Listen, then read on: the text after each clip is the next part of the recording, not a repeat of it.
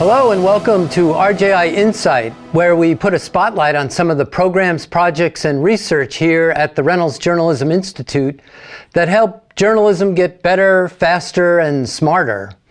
Today I'm joined by Kat Rowlands, the publisher of Bay City News in San Francisco and localnewsmatters.org, and Ciara Zavala, who is the super intern and now the digital editor at Bay City News.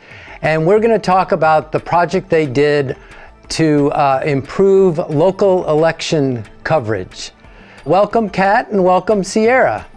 Kat, why don't you tell us kind of what your goals for this project were?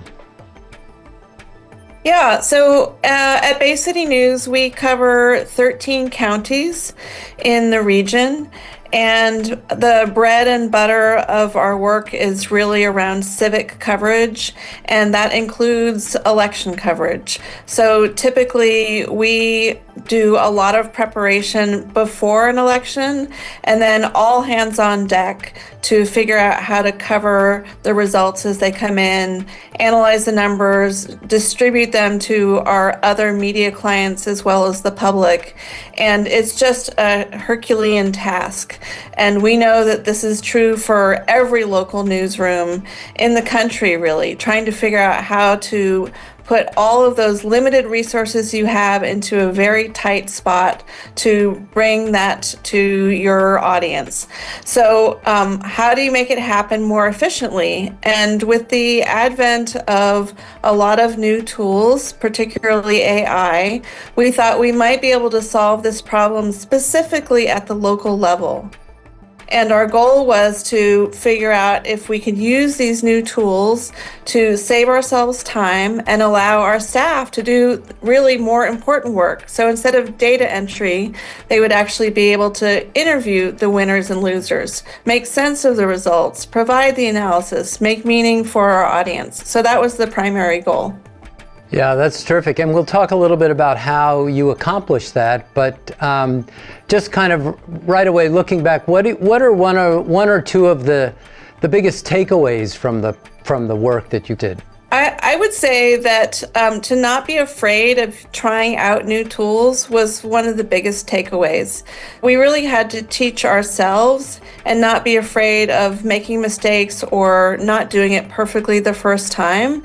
And so that lesson that we learned, that it is possible for even a small newsroom to take on a really big, ambitious task, is something that I think others can learn from, because they can do it too.